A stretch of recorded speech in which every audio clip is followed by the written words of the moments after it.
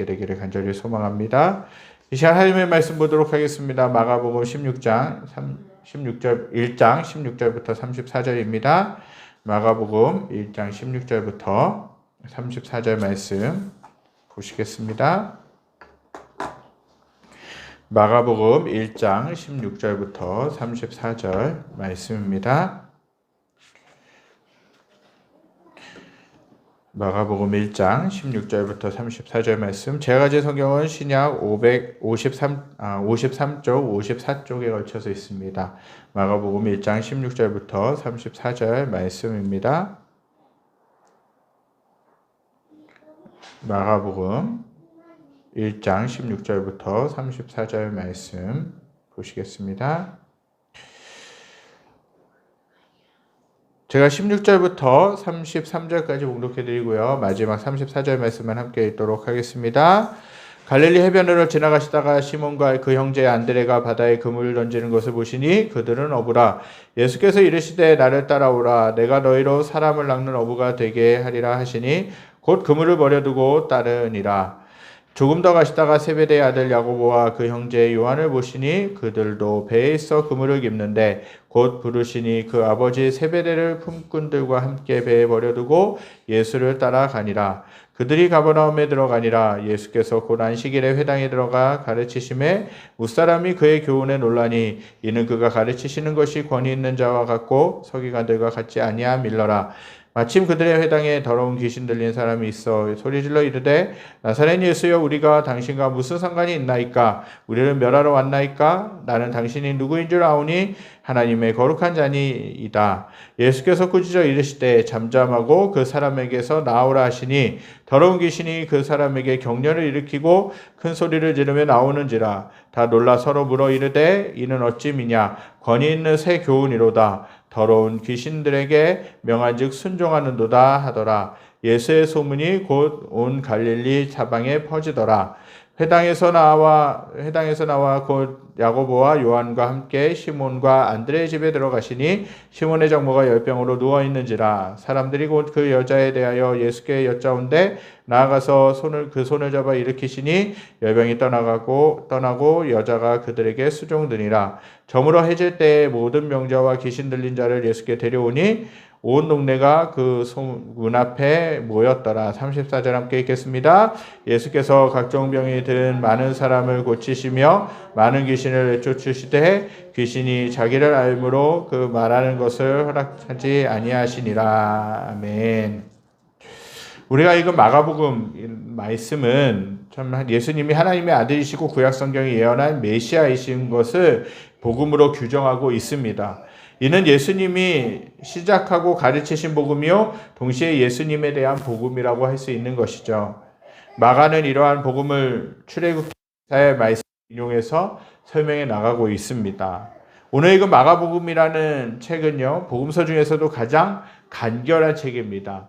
사실은 마태복음, 누가복음, 요한복음이 20장이 넘어가는 복음이라면 이제 마가복음은 1장부터 16장까지 16장까지밖에 없는 그 복음서라고 하는 것이죠. 그만큼 군더더기 없이 긴박감을 가지고 스릴감을 가지고 예수님의 행하신 일들, 예수님의 원하시는 것들, 그것들을 다 펼쳐놓은 책이라고 할 수 있는 것입니다.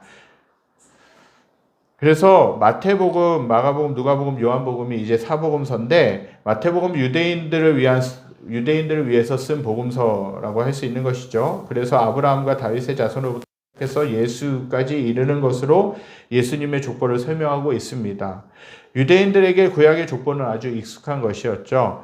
누가복음은 헬라인을 생각하며 쓴 글입니다. 그래서 예수님의 족보를 예수로부터 시작해서 아담을 지으실 하나님까지 거슬러 올라가면서 설명을 합니다. 그리고 요한복음은 누구를 따로 지칭하지 않고 온 인류를 대상으로 쓴 글로 그 시작부터 특이하다라는 것이에요. 요한복음에는 이렇게 말씀하고 있죠. 1장 1절에서는 태초에 말씀이 계시니라 라고 그렇게 말씀하고 계신 것을 봅니다.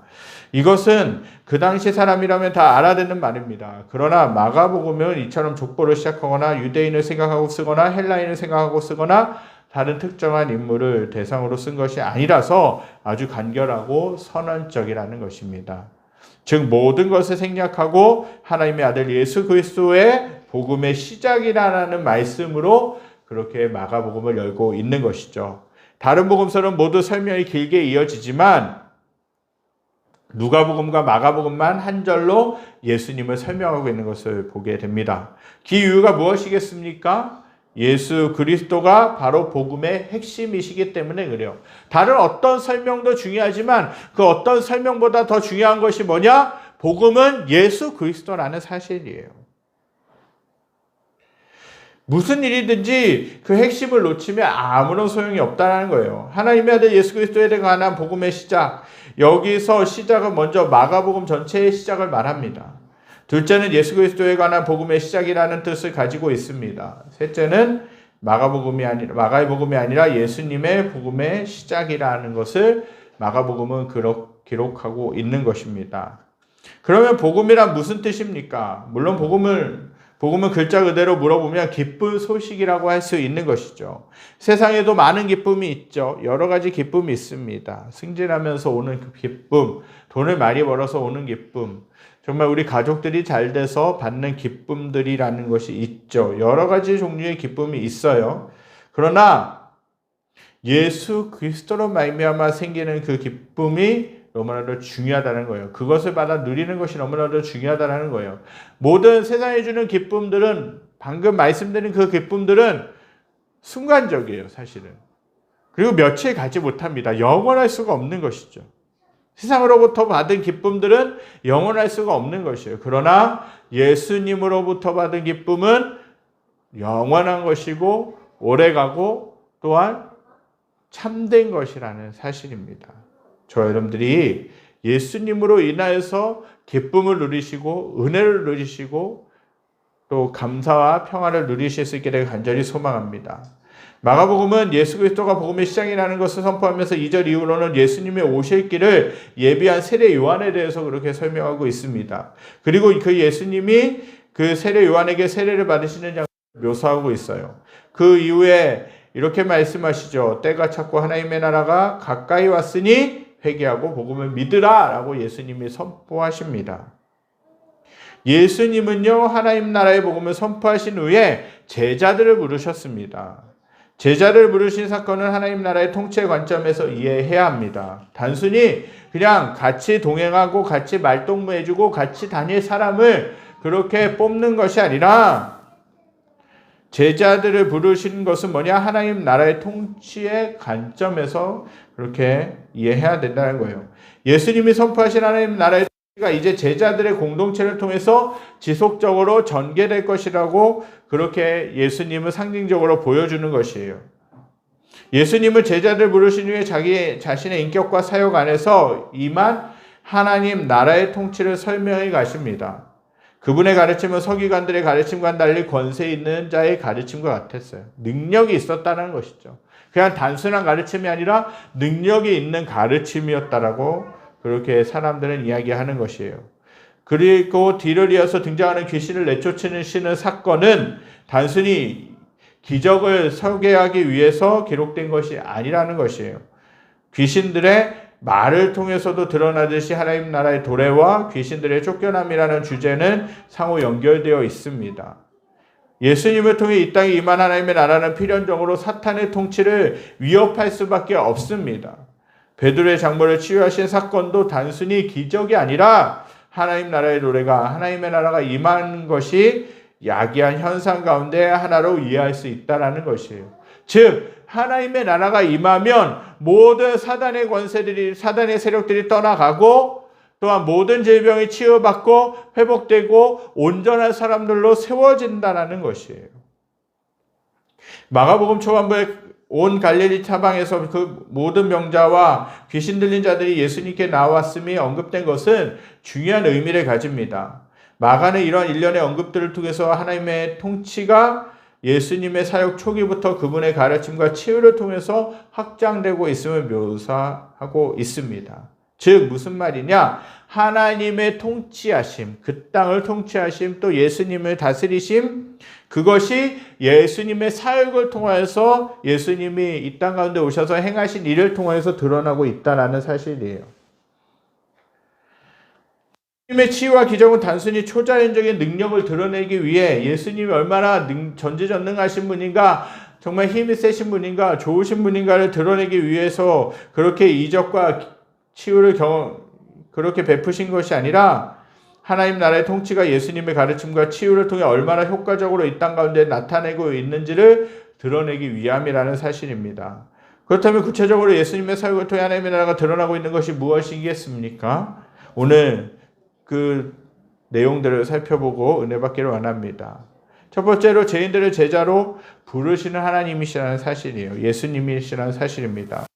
예수님은 갈릴리 해변으로 지나가시다가 어부인 시몬과 그의 형제 안드레, 세베대의 아들 야고보와 그 형제 요한을 부르시고 계십니다. 그들은 예수님의 부르심을 듣자 곧 그물과 품꾼과 가족들을 버려두고 그분을 따르기 시작합니다. 예수님을 즉시 따르기 시작합니다. 복음을 전하신 예수님은 이제 죄인들을 그분의 제자로 하나님 나라의 백성으로 불러주셨다라는 것이죠. 또한 그들을 사람을 낚는 어부가 되게 하시겠다라고 말씀하십니다. 즉 그들을 복음 전하는 일꾼으로 부르시고 계셨다라는 사실이죠. 사랑하는 성도 여러분, 예수님은 제자들을 부르시며 사람 낚는 어부가 되게 하리라고 말씀하셨는데 그 의미가 무엇이겠습니까? 예수님은 죄인들을 불러 그분의 제자로 삼으시고 하나님의 나라에 들어가게 하셨다라는 사실이에요. 하나님 나라의 왕이신 이 땅에 하나님의 나라의 왕이신 예수님이 이 땅에 오심으로 이 세상 가운데 하나님 나라 곧 하나님의 통치가 시작되었다라는 사실입니다. 이것은 세상의 임금 즉 사탄의 나라가 깨어지고 예수님을 통한 하나님의 통치가 실현되기 시작한 것입니다. 그분이 다시 오실 때 하나님의 나라는 완성될 것이라고 말씀하십니다. 또한 예수님은 그분이 오심으로 시작된 하나님의 나라, 곧 하나님의 통치 가운데로 죄인들을 부르십니다.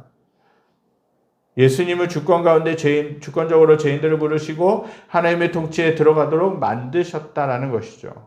그분의 주권적인 부르심 앞에 죄인은 곧 모든 것을 버려두고 그분을 따르는 역사가 되죠. 그리고 또 다른 사실을 발견할 수 있는데 예수님은 혼자서 일하실 수도 있으셨지만 그러나 그렇게 하지 않으셨어요. 그분은 모든 권세를 가지고 계시기 때문에 혼자서도 얼마든지 일하실 수 있고 이 땅을 통치하실 수 있으셨지만 그렇게 하지 않으시고 그분의 동역자와 그분의 제자들과 이 땅을 통치하시고 이 땅을 섬기셨다라는 것이에요. 그리고 그들을 훈련시키시고 그들과 동역하셨다라는 것이죠. 사랑하는 성도 여러분, 이 사건에서 우리에게 주는 적용점이 있어요. 그게 뭐냐? 저와 사랑하는 성도님들은 우리 자신이 먼저 선택해서 하나님의 나라에 들어갈 수 있게 된 것이 아닙니다. 우리의 반응과 선택 이전에 하나님이 복음을 통해 주권적으로 우리를 불러주셨음을 기억해야 된다는 것이에요. 이것에 대해 감사하고 계시는지 저와 여러분들에게 묻고 싶습니다. 만약 우리를 어둠의 권세에서 불러주시지 않았다면 우리는 하나님의 진노와 형벌 가운데 있어야 했을 것입니다. 그러나 이제 우리는 거기에서 벗어났을 뿐만 아니라 예수 그리스도가 오심으로 시작된 하나님의 나라, 곧 하나님의 통치 가운데서 살아가게 되었다는 사실입니다. 우리를 어둠의 권세에서 불러내 그분의 아들이 다스리시는 나라로 옮겨주신 것에 대해서 감사하는 저와 여러분들이 되시기 간절히 소망합니다. 또한 저와 여러분들을 하나님의 나라를 확장할 동역자로 부르셨다는 사실을 믿고 감사하고 감격하시는 저와 사랑하는 성도님들 되시기 간절히 소망합니다. 두 번째로 권위 있는 교훈을 가르치신 예수님이라는 사실입니다. 가버나움에 들어간 예수님은 안식일이 되자 회당에서 가르치셨습니다. 그리고 그분의 가르치심을 들은 모든 사람들은 그 교훈에 놀라는 일이 벌어지게 되죠. 회당은 교회가 생기기 전 유대인의 모임 장소였습니다. 그렇다고 구약에 나오는 성전도 아닙니다. 회당은 성전처럼 거룩하거나 권위 있는 장소가 아니라는 거예요. 랍비들이 말씀을 가르치는 장소가 회당이었고 교육과 결혼과 장례식이 이루어지는 생활 공간도 회당이었다는 사실입니다. 예수님은 안식일에 이곳에서 하나님의 복음을 가르치셨습니다. 그런데 특이한 점이 있어요. 그 특이한 점은 뭐냐? 이 말씀을 듣고 사람들이 깜짝 놀랐다라는 것이에요. 유대인의 랍비나 율법의 전문가들이 말하는 것과 비슷하긴 한데 뭔가 달랐기 때문에 이 사람들은 가르침을 받은 예수님의 가르침을 들은 사람들이 놀랬다라는 사실이죠. 또한 그분의 가르침은 권위가 있었습니다. 예수님의 말씀에는 신비스러운 하늘의 권위가 있었다라는 것을 보여줍니다. 그래서 모든 사람이 그분의 가르침에 빨려들어 갔다라는 사실이죠. 예수님이 귀신 들린 자들에게서 귀신을 내어 쫓으시는 사건을 통해서도 그 권위는 드러나게 되는 것이에요. 감히 그 어떠한 사람이 그 사단을 귀신을 쫓아낼 수 있겠습니까? 그러나 예수님 한 분이 예수님의 권위로 그 사단, 그 귀신 들린 자에 있는 영혼을 살려주셨고 그 귀신 들린 것을 쫓아내주셨다라는 것이에요.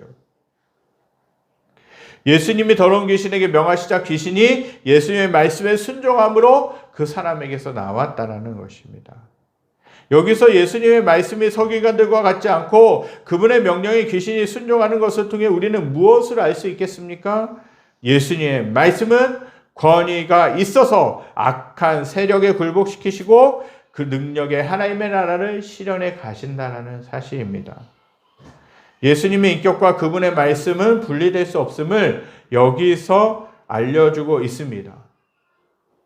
복음이신 예수님의 가르치심이 바로 복음입니다. 복음에는 권위가 있습니다. 다시 말해서 권세와 능력이 있다는 거예요. 하나님의 아들이시기에 예수님에게는 신적인 능력이 있으며 따라서 그분의 말씀에도 능력이 있습니다. 또한 권위를 가지신 예수님 명하시자 귀신 들린 자 안에 있던 귀신도 순종하는 것을 보게 돼요. 왜 그렇습니까? 예수님이 권위 있는 분이시기 때문에 그랬어요. 예수님이 능력 있는 분이시기 때문에 그랬어요. 예수님은 그분의 말씀으로 사탄의 세력을 즉각적으로 제압해서 굴복시키십니다. 예수님이 주신 복음은 사단의 세력을 멸하고 능력의 하나님의 나라를 이 땅에서 실현해 가십니다. 지우야. 사랑하는 성도 여러분, 이 단락에서 우리에게 주신 적용점이 있어요. 그것은 저와 여러분들이 예수님을 통해 하나님의 나라가 임했고 이 땅에서 실현되고 있음을 믿어야 된다는 거예요.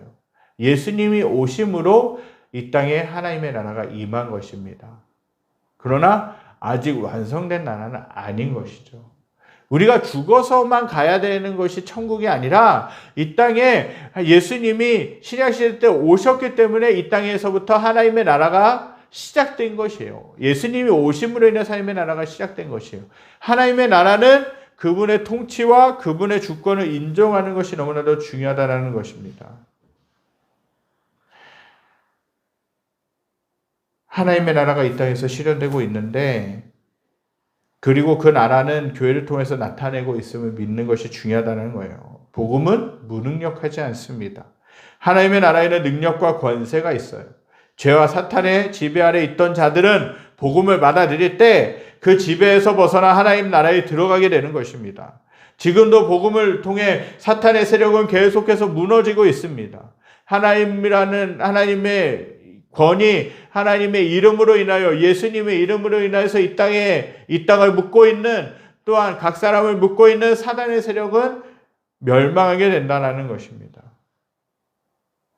이 모든 것이 예수 그리스도의 복음으로 하나님의 나라의 능력이 임한 결과라는 것이에요.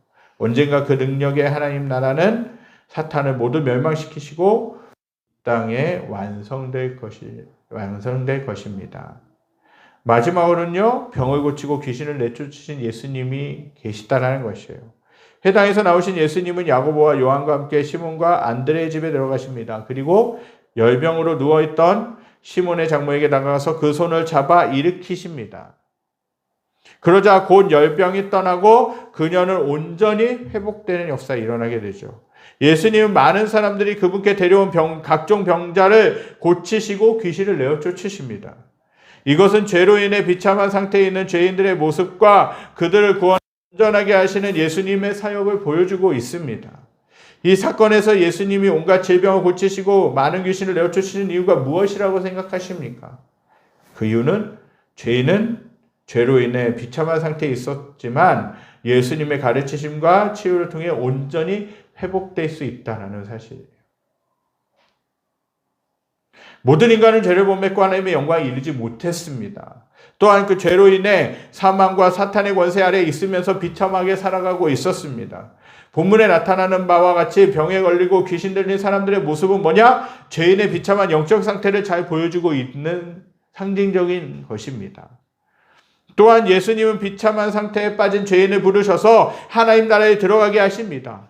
하나님 나라에서 그분의 통치를 받는 자들은 온전히 회복될 수 있다는 사실이에요. 질병으로부터 고통스러운 자들이 즉시 치유되고 귀신 들린 자들은 귀신으로부터 자유로워진다는 것입니다. 사랑하는 성도 여러분, 여기서 우리에게 주는 교훈이 있어요. 그것이 무엇입니까? 모든 사람이 예수님을 믿으면 반드시 변화가 나타난다는 사실입니다. 예수님을 우리가 진정으로 믿으면 우리들의 삶에, 우리들의 가치관에, 우리들의 전인격에 변화가 나타난다는 것이에요. 예수님을 믿어도 아무런 변화가 없다면 내 자신의 믿음이 정말 그 예수님을 향한 바른 믿음인지를 점검해 봐야 됩니다. 이는 물질적 부유함 등의 외적인 변화가 아니라는 것이에요. 반드시 우리 안에서 변화가 나타난다는 것입니다. 예수를 믿어 예수 그리스도의 인격을 닮아가는 일이 일어나게 됩니다. 전에는 미움이 많던 사람이 예수님의 사랑을 알아가며 다른 사람들을 사랑하게 되고 다른 사람들을 섬겨주게 되고 자기를 위하여 살던 사람이 남을 위해 헌신하게 된다는 것이에요. 복음을 통해 하나님 나라에 들어간 자는 이렇게 하나님이 창조하신 원래의 형상대로 회복될 수 있다는 사실입니다. 이것이 하나님 나라의 회복의 역사입니다. 사랑하는 성도 여러분, 예수님은 이 땅 가운데 오셔서 하나님 나라를 선포하셨습니다. 그리고 그 나라를 이루시기 위해 연약하고 죄인인 사람들을 부르셔서 제자들로 삼으셨습니다. 또한 그분은 하나님의 말씀을 권위 있게 가르치시고 귀신 들린 자들, 질병과 악한 세력으로 인해 고통받는 사람들을 고쳐주시고 회복시켜 주셨다는 사실이에요.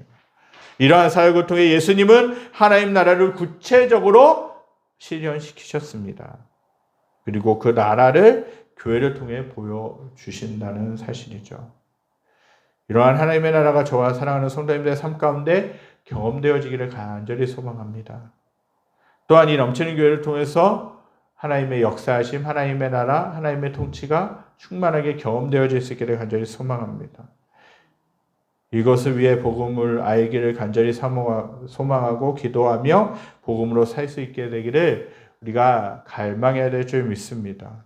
이렇게 저 여러분들이 하나님의 나라를 삶 가운데서 내 상황들 속에서 경험하시며 또 하나님의 통치를 경험하시며 하나님의 주신 은혜로 충만하게 저 여러분들이 세워지실 수 있게 되기를 간절히 소망합니다. 이 시간 말씀을 기억하면서 찬양드리며 나가기 원합니다. 예수 하나님의 공의 우리 찬양드리며 내 앞에 나아가시겠습니다. 그분의 나라가 이 땅 가운데 예수님의 오심으로 인해 임했습니다.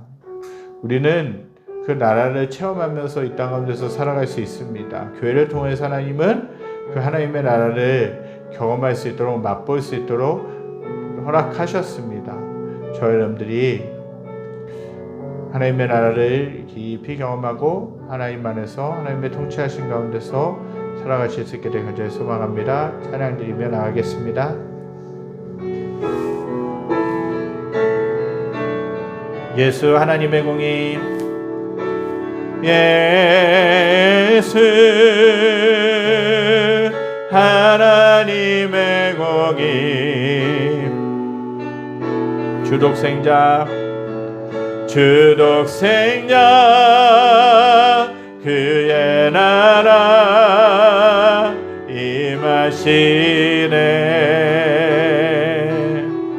예수 제물이 되신 주 예수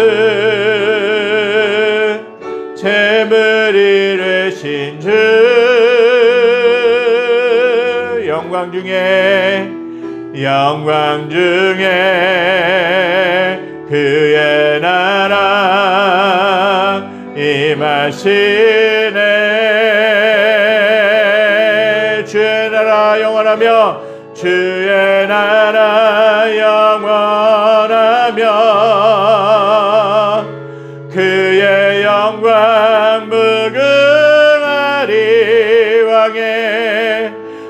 왕의 위엄과 능력이 이제 임하였으니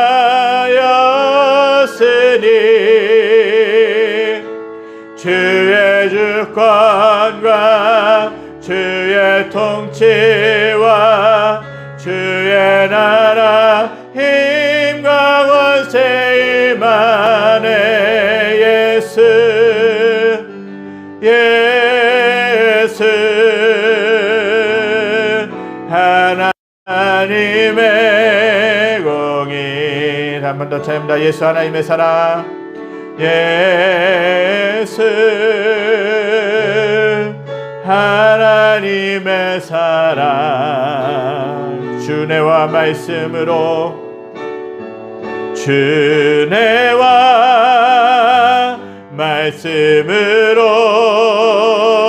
나타나네. 예수 거룩하신 하나님이십니다. 예수 거룩한 하나님.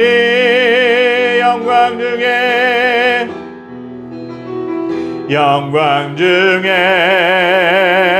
그의 나라 임하시네. 주의 나라가 영원합니다. 주의 나라 영원하며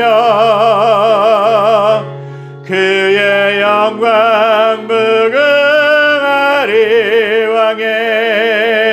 왕의 위엄과 능력이 이제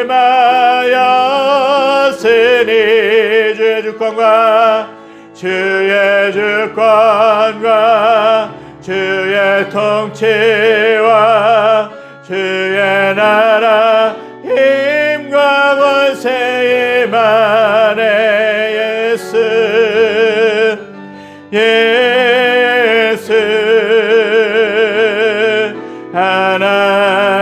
하나님의 그의 나라 영원하며 그의 나라 영원하며 주의 영광 무궁하리. 왕의 위엄과 능력이 이제 임하였으니 주의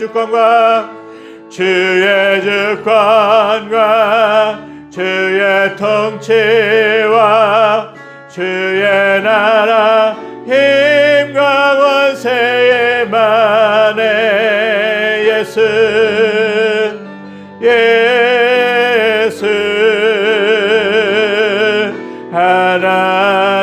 하나님의 공의.